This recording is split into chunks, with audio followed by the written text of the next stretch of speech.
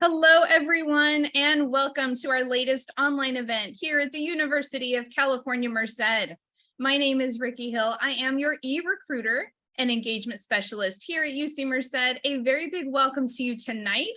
We really appreciate you taking some time out of your evening to join us and take some time out to learn about new student registration support.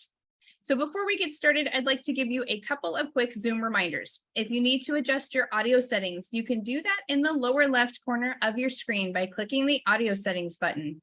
If at any time you would like to zoom into your screen and see something a little bit closer, feel free to click on View Options in the upper portion of your window, and you have those settings available for you there. Lastly, and most importantly, we do also have a live question and answer session available for you tonight. However, we always like to give you the very important reminder.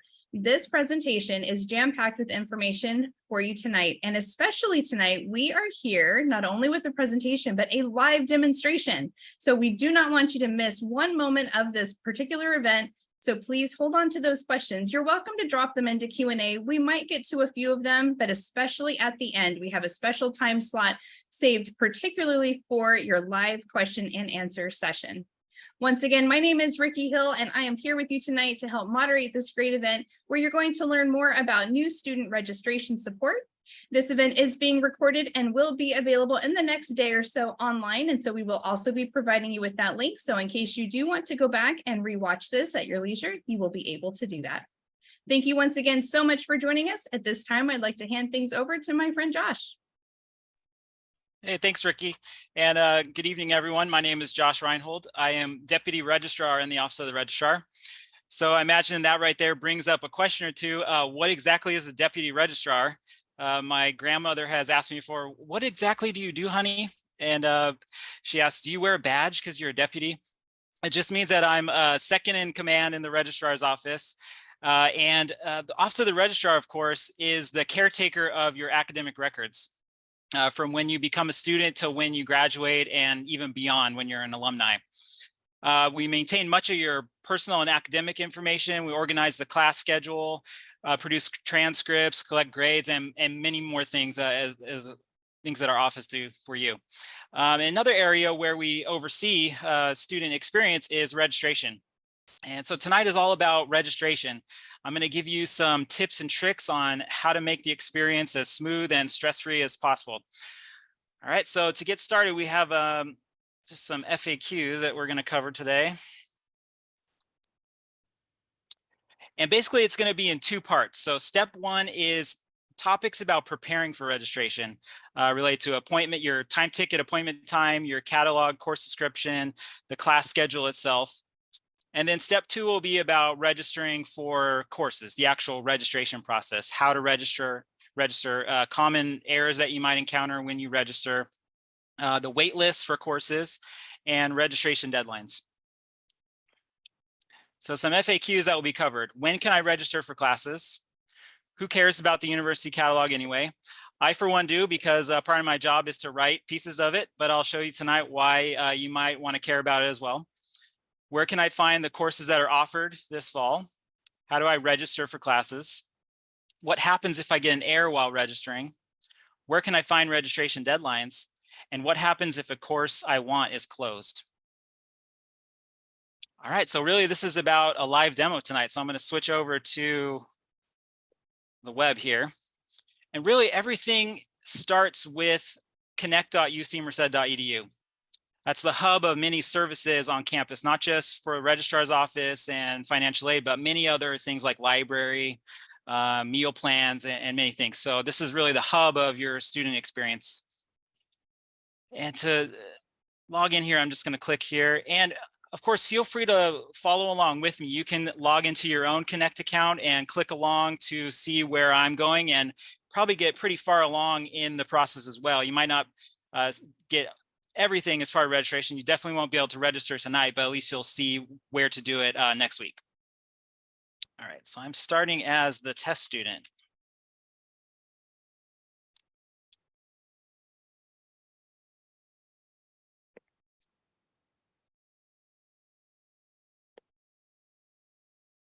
When you log into the hub, you'll see a number of icons. And first thing I'll point out is for our purposes tonight, I'm not going to go too far on the topic of determining which courses you individually need to register for.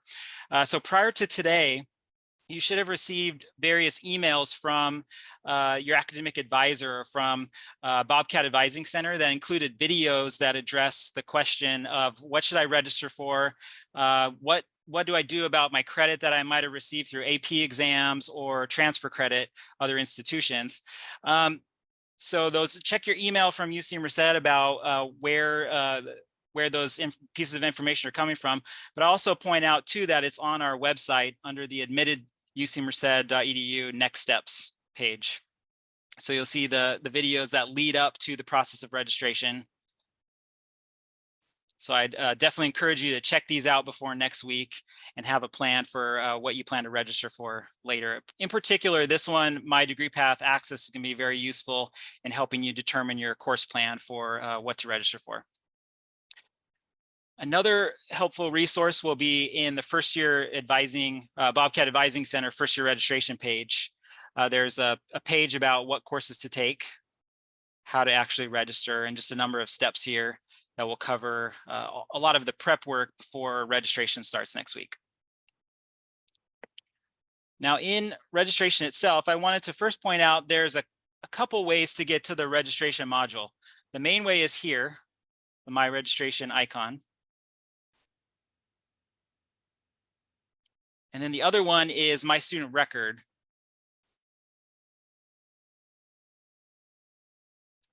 And here, this one really is a dashboard for lots of other registration and records, financial aid, student billing type services.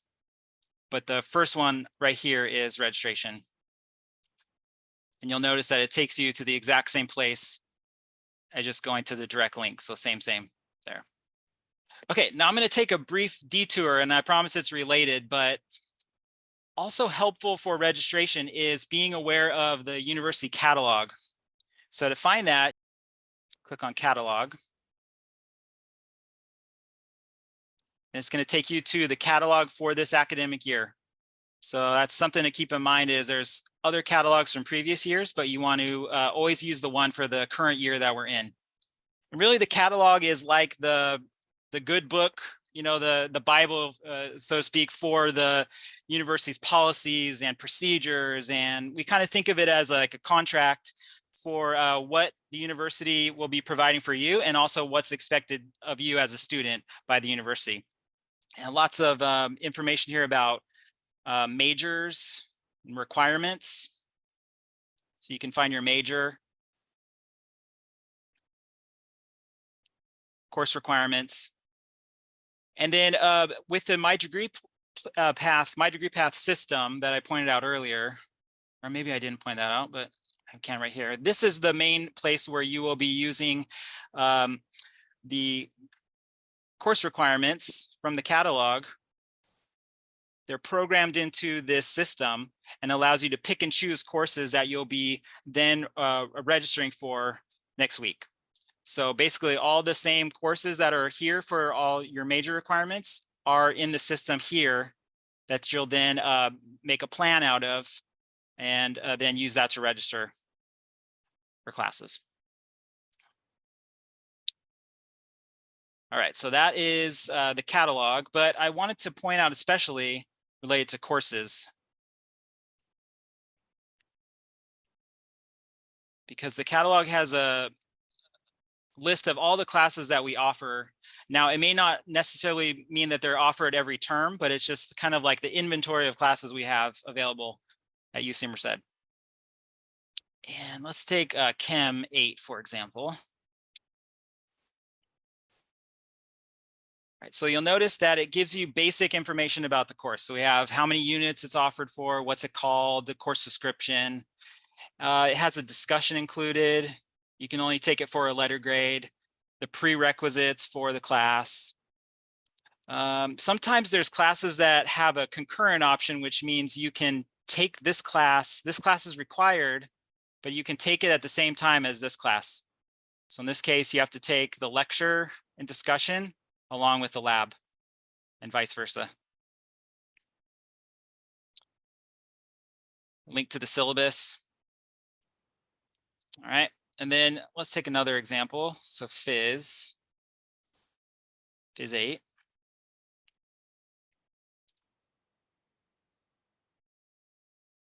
Another example of a course description. And the way I like to think of this is the catalog is like the template for the course. It's the cookie cutter. It's the cookie cutter that all the classes that are offered on the schedule are what it's made out of. Like so, Phys 8 that's offered at 7 o'clock in the morning, it's a version of this class, which is the template for Phys 8. It's important to note that the faculty develop the courses. The faculty get together and decide how they want this class to look, what they want it to be about, and they're the ones that determine the prereqs on the course, which GE requirements it meets, what type of grading option it has, etc. Okay, so that's the catalog. And now related to that, you'll notice in the actual registration module that there's a course catalog option as well. So now we're in the registration module proper. We're going to look at fall 23. And I can do a similar search here.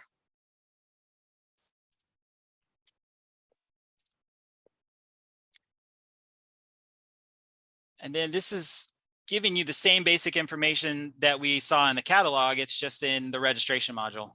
So you got what school it belongs to, how many credits is for, course description. Syllabuses aren't stored here, syllabi. Prereqs. And then also what GE requirements that it meets. You can also view actual sections of that course. So the cookie cutter, the cookies, what sections of this course are being offered in fall.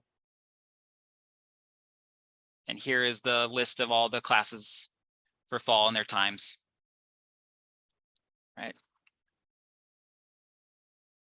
So that is the catalog search within registration. You can always get back to the beginning of the registration module by clicking there. It's kind of like a navigation tree. And then you have the search class schedule, which is basically going to look like what I just showed you for Chem. So I'll point out here, there's a number of criteria you can use or filters. A handy one is GE. So you could say, show me all the classes that have ethics as a GE, physical science, and then when you search it, it'll only show those course sections that have those criteria. You can leave things blank and it will show whatever, like it'll be a wildcard or like whatever you don't specify, it will just bring up all the classes. So I could hit search here and it'll bring up the full class schedule. It'll take a little while, but it'll eventually bring everything up. But it's best to try to specify what you're looking for in the criteria. Advanced search is another option. So a lot more criteria to filter off of.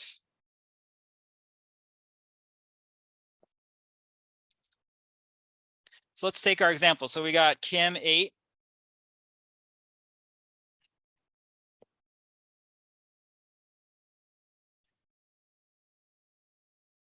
And then here, it kind of depends on the size of your screen or what monitor you're looking at, but it stretches out the columns to fill your screen. So you notice modality, which is how many or what instructional type that class has, whether it's online or hybrid or in person. It's really long, so you can stretch these columns to give them space. Another point too is you can get rid of columns. So this doesn't stick from session to session. You have to do it each time. But say I don't really need to look at instructor right now, I can get rid of that. It gives me more real estate to look at. So one that often confuses folks is this one. It might load like that. But just keep in mind, you can pull it all the way over. It gives you more space to actually see the class times, class offerings. You can also expand the results on the page, so up to 50. There's not more than that for Chem 8 in our example, but if there were more, you'd see them there. And then another scenario you might see is called linked sections. Linked. So they're noted by these icons here. And that means that usually there is a lecture, which we can consider kind of like the parent course, the parent section. And then there's a discussion section. There's a number of discussion sections that live under that, which are kind of like the children. So these children, noted by the D, belong to the parent lecture.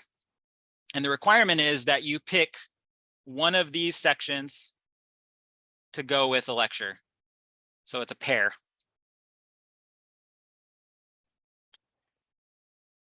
And sometimes we even see three-way combos. So it'll be a lecture with a discussion and a lab, which means like you'd see a 2D, 2L, 3D, 3L, 5D, 5L, and then you'd have to pick the pair that matches. So the lecture, the discussion, and then the 2L lab, and all three go together as a combo.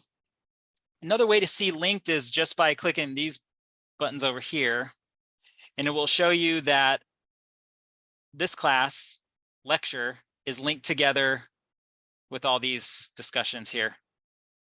So the lecture is linked to 2D, 3D, 8D, 5D, etc. If they're not linked, then there won't be any icon there, and you just register for that one CRN, or that one course number right there. Which reminds me, I should probably explain what CRN is. It's called a course reference number, and it's just like an individual identifier to show this course section is identified by that number. So you might hear campus slang thrown around, CRN. That's what it's talking about, is this number. And this is important because you need to keep this in mind for registration. You're registering for that CRN, that section, that CRN, that section.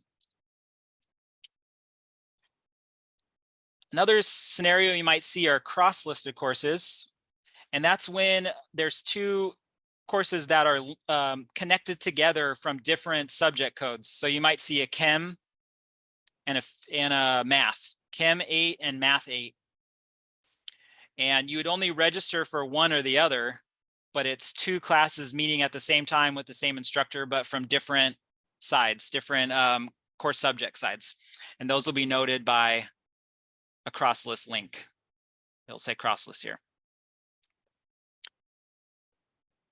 Lastly, on this screen, we'll notice that you can click into this title area.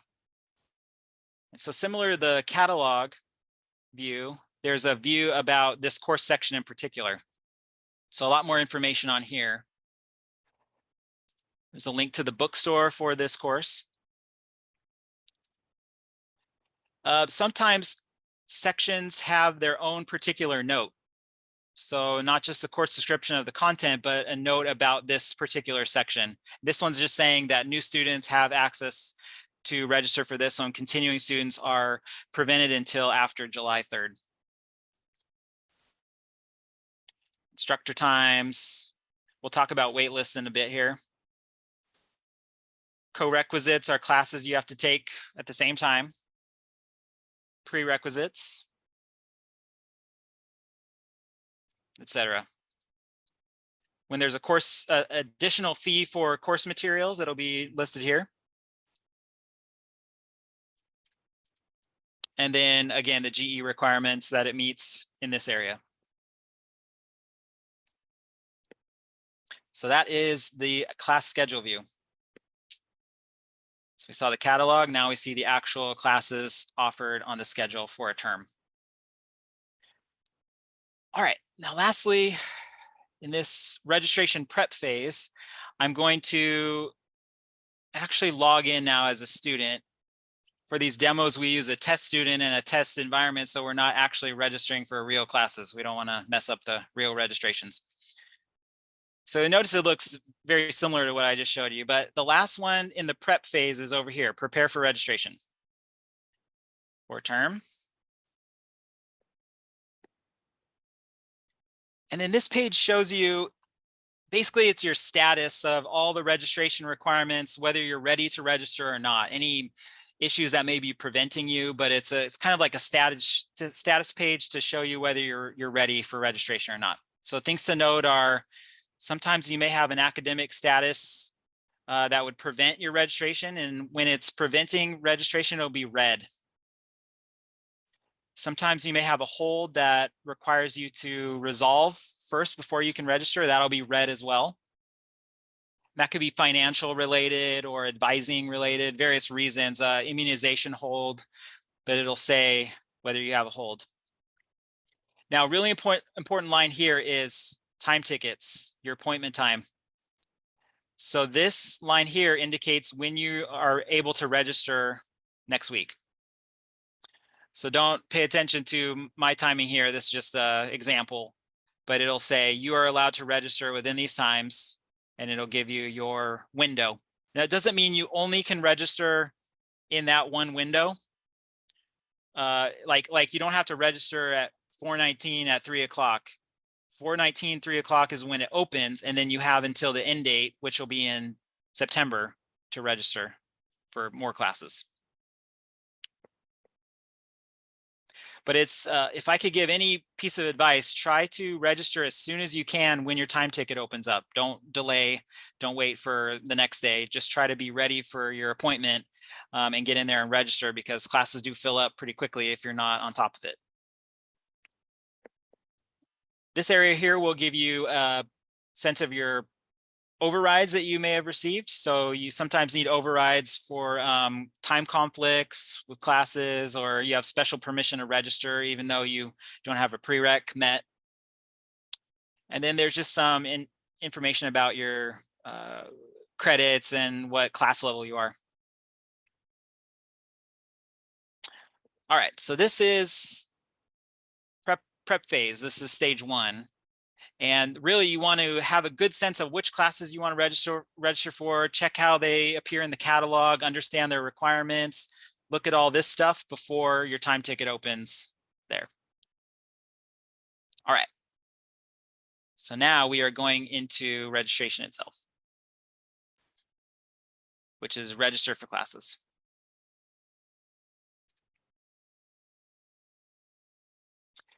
All right, now in here, there's 2 ways to identify the classes, the course sections, or the CRNs that we just talked about for registration. First way is you can look them up using a very similar view to that class schedule.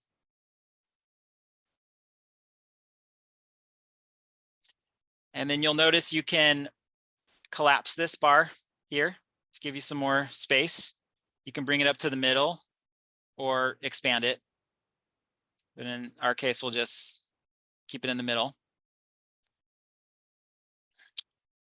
And we see the list of classes that are available. So many of these are full, these discussions, but the lecture has some seats, and then these 2 discussions have seats as well. So what I can do is I want to take the lecture and discussion D. I like that time. So I'm going to add and add. You could think of this as like a shopping cart. You haven't bought it yet. It's just pending still. All right, so that's one way of getting the classes into your schedule. The other way is just directly entering the CRNs if you know them. Maybe you jotted them down or something.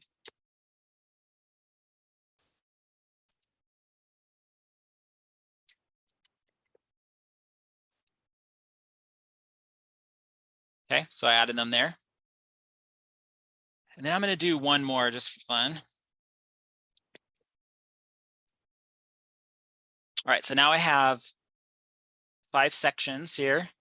And again, they're just pending. You're not actually registered yet, but the action you want to try to apply is to web register for them. Submit.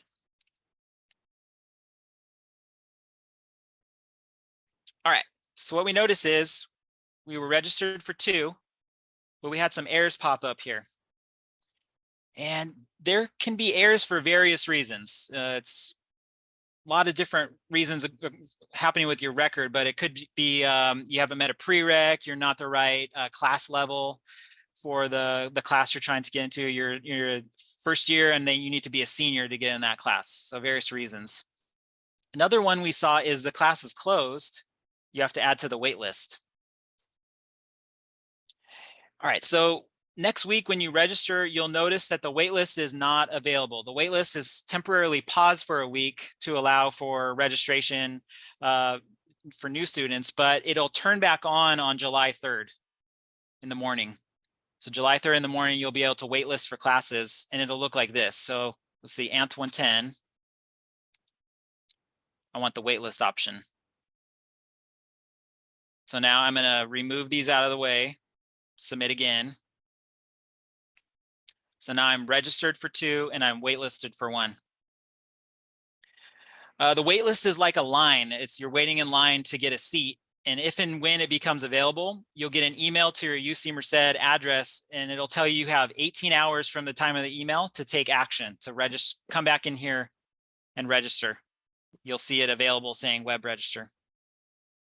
If you don't take action within 18 hours, it just goes to the next person in line until there's no more seats left.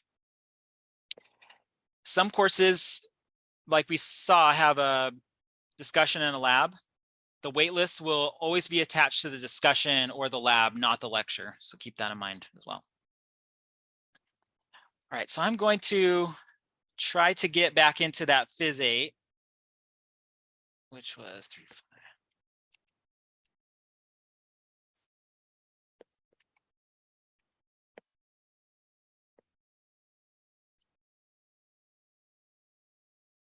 Okay, I'm going to get blocked again.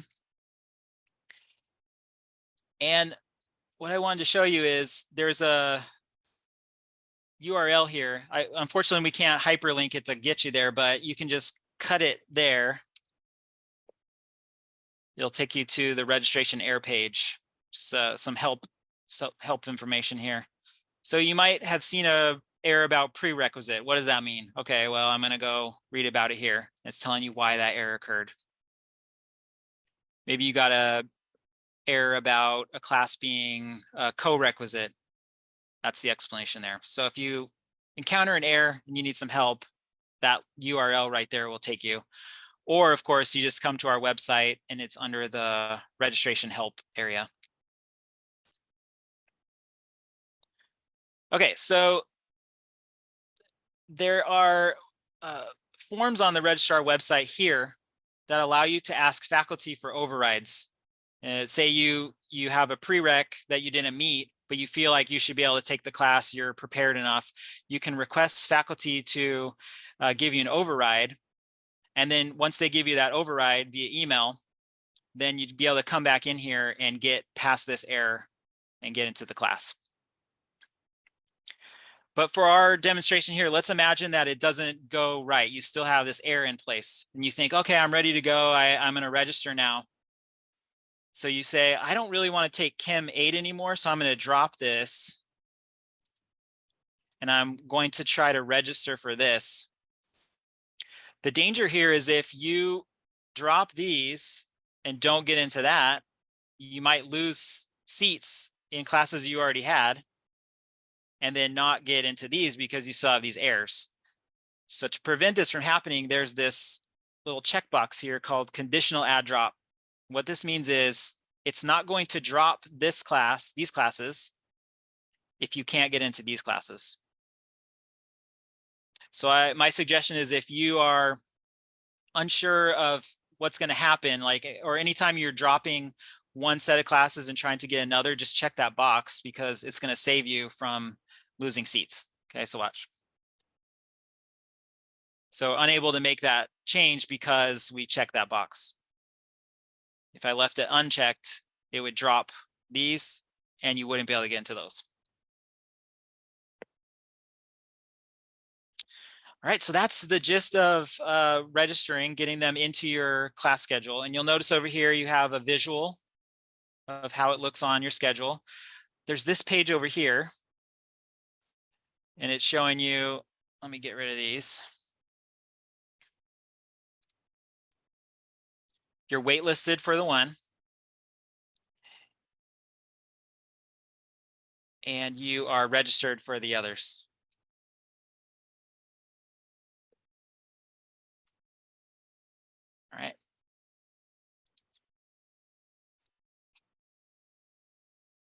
So just more view of your schedule, your waitlisted. And then this is very similar to this last area, view registration information. So you have to pick, you can look at past schedules here. We're going to pick fall, registered. You'll be able to see your schedule here. You'll notice with the waitlisted, it's going to show right here your position on the wait list. Oh, actually, okay, let's see.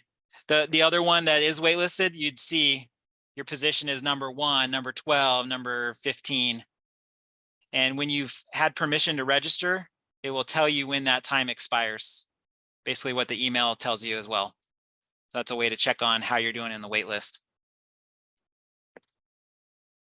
And then just finally another list of your classes for that term. All right, well, that is the gist of registration, what I was hoping to share with you all today. Some additional resources I've already showed you here. So a lot of helpful tips and tricks on the registrar registration area. Things to do before, during, after. Information on time tickets, course wait list, registration errors. There is an area in the schedule area here for the deadlines when you need to be registered for classes. So when you can add online, when you need your instructor permission, when you can drop and then withdraw from a class. And then once again, it's over here too is very helpful information about selecting your classes, making your plan, how your transfer credit may apply to all this. First year registration website as well, the Bobcat Advising Center. All right, well, thank you very much. I want to hand it over to Ricky again.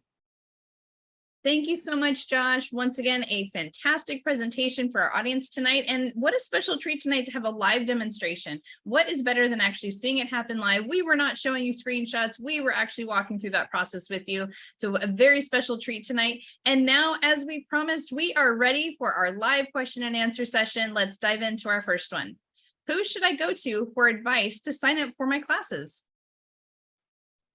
Lisa, you want to take it or you want me? Yeah, I was going to ask if Michelle wanted to come on and introduce herself. And while she's working on that, Josh, I think we need to back up and go into Connect again. Okay. Double show a couple of things because I think Michelle is typing an answer to a question real quick. So we'll give her a second. So we'll circle back to Ricky's question. Okay, so a couple of you asked how to get to your email. This is super important and might be why you have missed some emails that we've said we've sent to you. So when you log into Connect, you're going to click on My Merced, which takes you to this page that Josh is on right now, and email is right there. All you have to do is click on it. Outlook is going to ask you a couple of questions, and then bam, your email will be there. So definitely go in there, make sure you're reading things we've sent you. Because we've sent you a monthly newsletter each month since June or since May, sorry, so 2 newsletters. And then we've also emailed out all those videos with some other tips. But again, those videos are also online.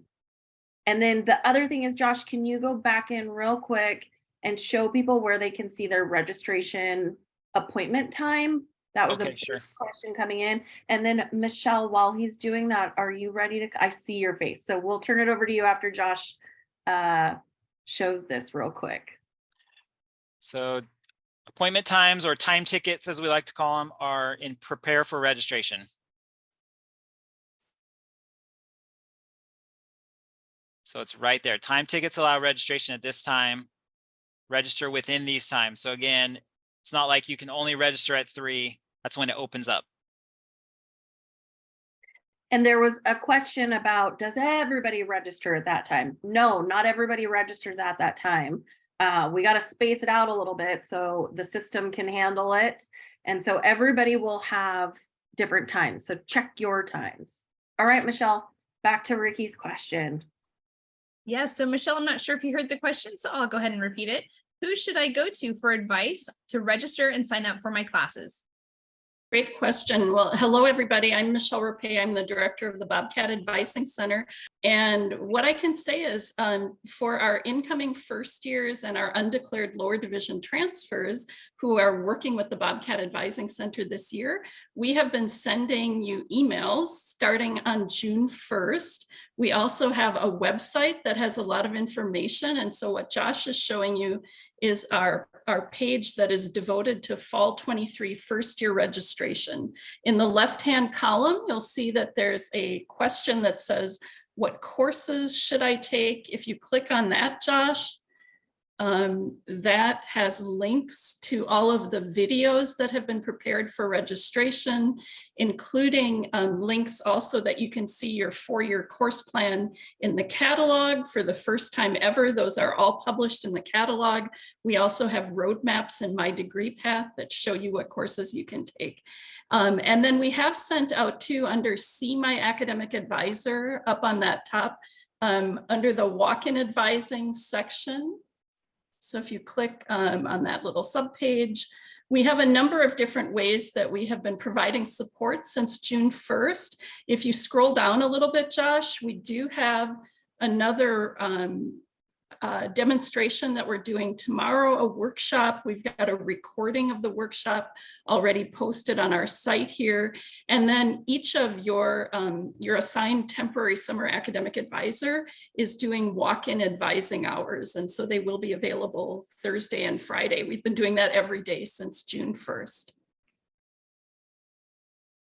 Fantastic. So moving on to our next question, what is the difference between courses that say lecture versus lecture, supplemental act, or discussion? Do we have to register for both types if we need to take the lecture and the discussion? Yeah, good question. You're noticing detail. That's really good. So lecture is just the standard lecture. Lecture with supplemental activity is the system's way of saying discussion. So the easiest way to see that is the D here, or like when I pull it, discuss, anything with a D on the end of the section number means it's a discussion. And then that's just supplemental activity, which is the discussion that belongs to that lecture. Fantastic. Thanks so much, Josh. And moving on, are there specific classes that are required throughout our freshman year? Do we have a list that they pick from, or is it a little more complicated than that? Well, I can jump in. There are 2 requirements that have to be satisfied by the end of the second semester. Those are both also described on our Bobcat Advising Center website. The University of California entry-level writing requirement is required at every UC school, and students have to have that completed by the end of their second semester. Many of our students may have completed that before you even join us in the fall. The second requirement that you have to do during your first year, if you're a first year admit, is the Spark seminar, either Spark 1 or Spark 10. And that is also described on our website. That is a requirement in the GE, and the faculty want every first year student to complete that by the end of the second semester. When will we know if our external credits, so either AP scores or community college transfer in credits, when will we know that those have been transferred? Will that be prior to registration? So I think Josh might actually have the best answer on this. I know that for our first year admits, you were given the option to actually self-report scores and college work that you had done that was due by May 15th. But Josh, do you want to jump in and maybe talk a little bit about when that credit shows up? Yeah, if you've self-reported, it will show up in the My Degree Path plan. It will be accounted for in your plan as you build your schedule. And then the actual credit that comes through officially comes in later, but we use the self-reported now as a placeholder, and then the official transcript or official credit comes in later once it's been verified and officially received. Perfect. Now, can we talk a bit about waitlisting and what that process is like? I know we looked at that a moment ago. Can we touch on that again? Yeah, sure. Okay. So really the best place to see this is on the registrar website. a lot of details about how it works. So if you really want to get nerdy about understand the wait list, it's in registration course wait list. So the point about 18 hours, you know, that the waitlist is automatic. If you get a seat open, it will email you directly. How the waitlist is attached to the discussions in the labs rather than the lecture. And then there's on this site, there is some screenshots. So basically what I showed you in the demo there, if a class is closed and there's seats available on a wait list, then you have the option of selecting waitlist for that class in the registration module. So waitlists are not endless. It doesn't mean that you can just stack up hundreds of students on the end of the waitlist. It's usually about 15% of the capacity of the class. So that's why you see there's only maybe like 14 waitlist seats available for a class of 90. Good. Does that answer anything else we can cover on waitlist?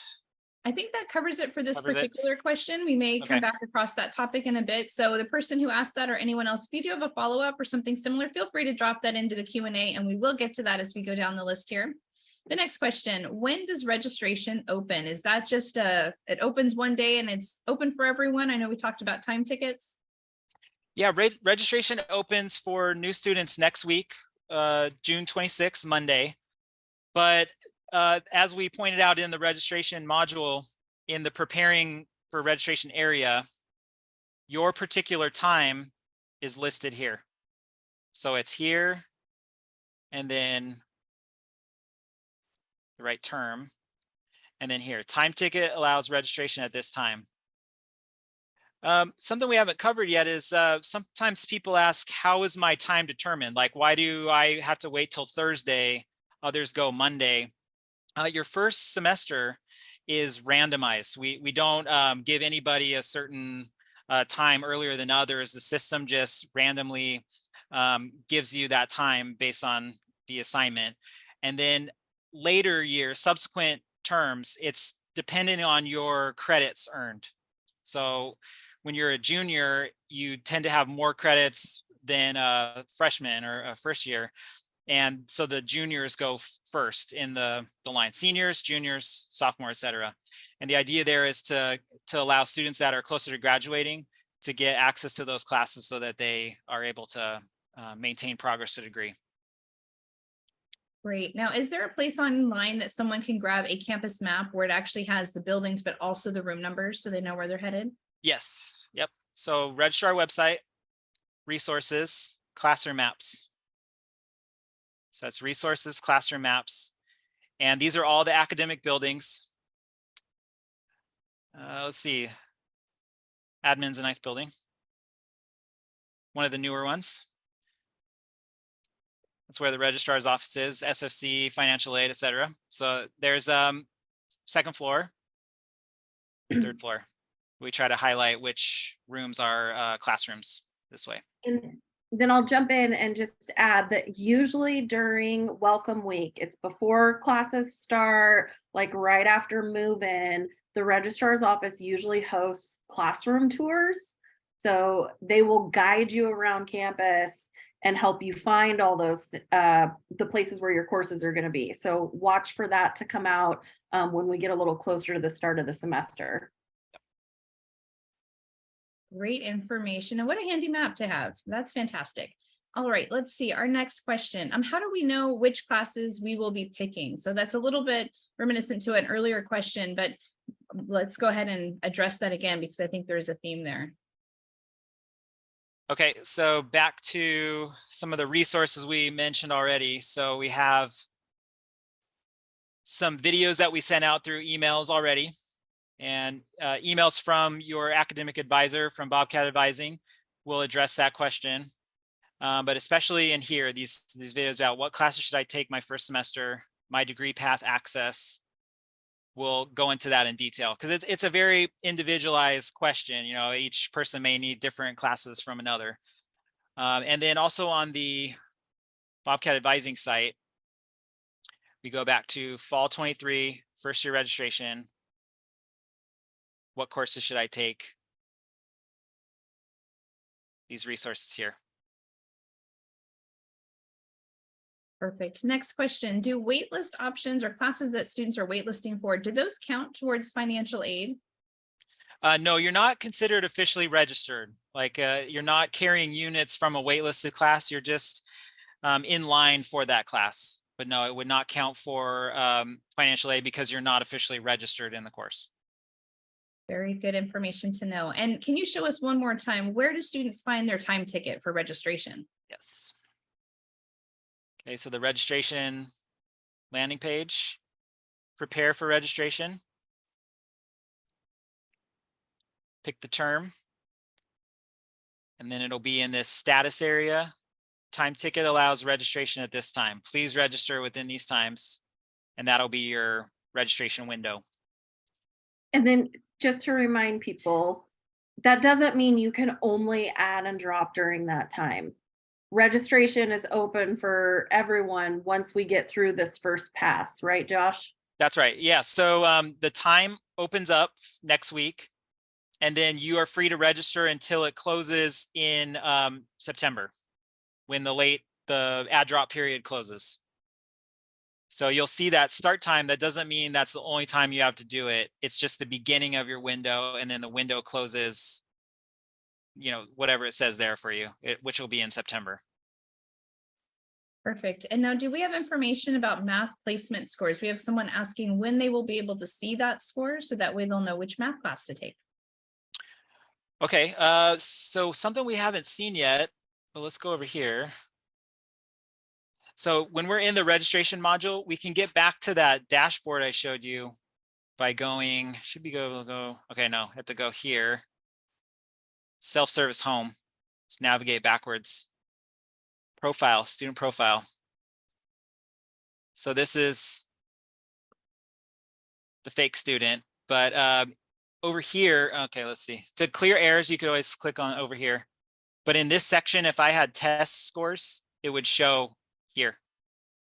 And I know that with the schools, like say natural sciences, they are working hard to get those test scores, once they receive them, loaded into the registration system so that they're accounted for during your registration time. So yeah, the place to see them would be here, and then they're accounted for as they're received during registration. Very good. And a quick question I can answer. We've had some people asking when this video for the recording tonight will be posted. It should go up by, I would say, the end of tomorrow. So definitely keep an eye out, and we will drop over into the chat box again the link where you can find that, which is on the admitted events page, and you'll see an instant replay link there, as well as for any other events that you may have missed, as well as upcoming events that you can RSVP and get yourself registered for. All right, so the next question here. If my advisor has not yet sent me an email referring to my classes, should I reach out to them, and how? Sure, So I would, oh, go ahead. I was going to say one thing we did forget to mention is that transfer students' registration experience is a little different. And so transfer students today, you got at noon, I think, you got an email from your academic advisor. Please check that email, and it has the specific contact information for your academic advisor. First year students, like Michelle Rapay said, you all got an email from your academic advisor on June 1st telling you who your advisor is, but we will also drop the link in chat, right, Michelle, where we can help them relook up that information. Yep, sure. I will. I'll let me finish one question, and then I'll pop that into the chat for everybody. Great, thank you. Sorry, Josh, didn't mean to cut you off. No, you're good. All good. Perfect. Thank you all so much. And let's see the next question. How do you add classes and then see your schedule? I think we've gone over that too, but if we can just give them a quick glimpse at that. Okay.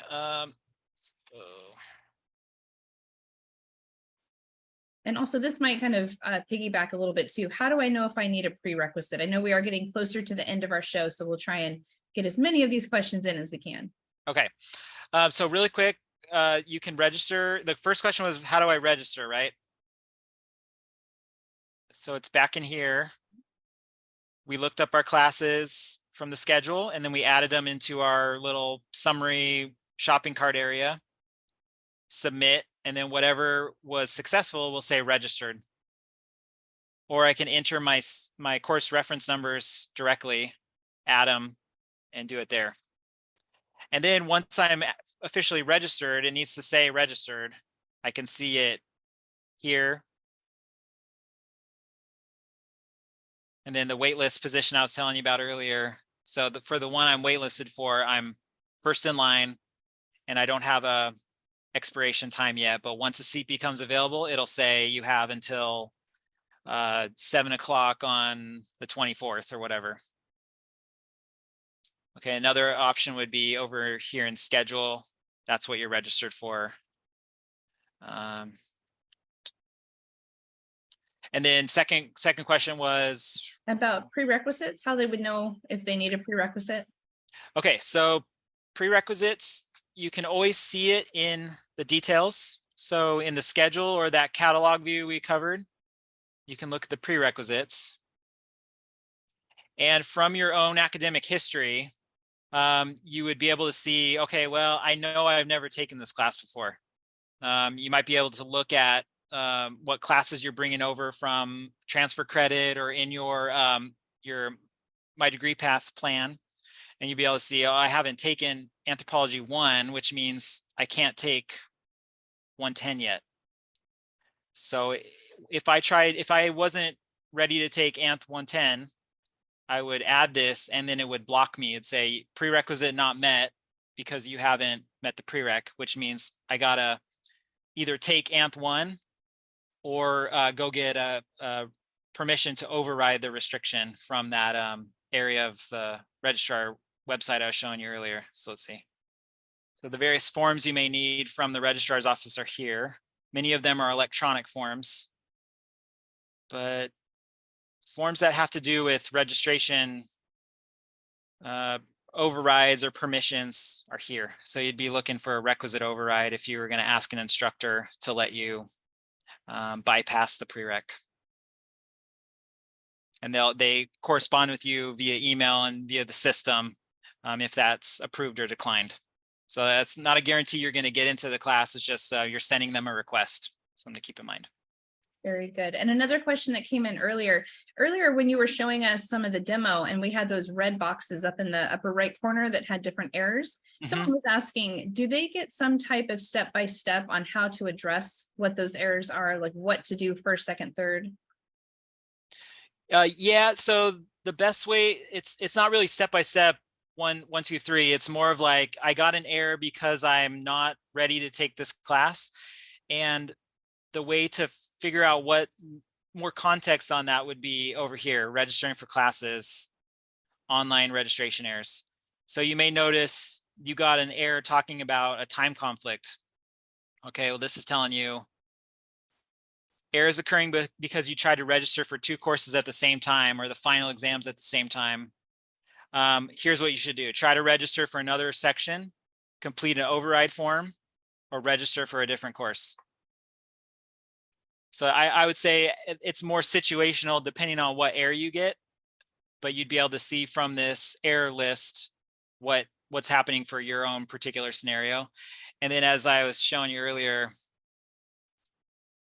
like say I try to do 356 2, or just I'm gonna go like that. I'm gonna get an error here. That same page, it says for more information, see here. You can always just cut that out and it'll take you to that same page as well. Very good. I think that's very helpful for everyone. And of course, everyone, this event has been recorded tonight. So if there's anything that maybe we zoomed through and you'd like to go back through, pause, take some screenshots, or maybe have it up on a second monitor as you're actually doing your registration in a few days, we will make this available to you hopefully by the end of day tomorrow. So feel free to take a look at the admitted events page, which we've dropped over into chat. We can try and do that one more quick time here before we do wrap up. So in case you'd like to take a look at upcoming events, instant replays from before, including this one, as I said, should be available by the end of tomorrow. So we have reached the end of our special event tonight, but I would like to give my friends Josh and Lisa, if you all would like to offer a last word of advice. Yes, I saw lots of question about placement exam scores. The scores should be uploaded into your My Degree Path before you register. If you're not seeing a specific placement exam score in there, we've dropped the link, or go to the admitted student website, click on placement exams, and then each exam has a contact for it. And so you could contact them to find out why your score isn't uploaded. You can always start by calling the Students First Center tomorrow and we can get you to the right place. If you didn't know, we are your one-stop shop for all things admissions, registrar, financial aid, and billing. And if you don't know where to start, we're a good place to start and we can get you to the right people. The other thing that I don't think we mentioned yet is next week. So the 26th through the 30th, starting at 8:30 a.m. and going till 3:30 p.m., we will have a live Zoom window where you can drop in during your registration time. If you have, like, if you get stuck, if you run into one of these prereq errors, like Josh was talking about, we're there to support you and guide you. The Bobcat Advising Center also has drop-in hours all day, every day for registration. So we're all here. I do highly recommend that you sit down and really pay attention to those videos over the next couple of days. You've got like 5 days before registration begins, so plenty of time. They're really short. We did them in short increments to not overwhelm you and to let you kind of process that information. And then, like Ricky said, we do these webinars as important things come up throughout the summer. So please click on that link to admitted student events and watch for the next webinars that are coming up. Thank you, Lisa. And Josh, would you like to wrap up with the last word? Yeah, best number one piece of advice I can give is sort of what Lisa alluded to, is do your prep work now in advance. Don't wait to try to figure out which courses to register for at the time your time ticket opens up, because really you could do a lot of this research and planning right now, and then once that time ticket opens, you're ready to go with even the right CRNs, the course reference numbers at hand, so that you're ready to just type them in and add them to your schedule. Perfect. Thank you both so much for that last word of advice to our fantastic audience tonight. We had quite the crowd, so this is definitely a top pick topic. So thank you all so much for joining us. And one little tidbit from me, make sure that you guys are checking your email, and that includes your personal account as well as your UC Merced email. Now, also keep in mind, check that every day, maybe over breakfast or over lunch. Take a look, see what we're sending you. We have so much information coming out. Check both of those accounts. However, as we get closer and into the start of the semester, we won't be using your personal account any longer. So make sure that you do start some good habits in checking your UC Merced email address. Check your personal one at this time, but again, at the start of the semester and once we are into the school year, we will exclusively be using your UC Merced email address. Once again, my name is Ricky Hill, the e-recruiter. This is always so much fun.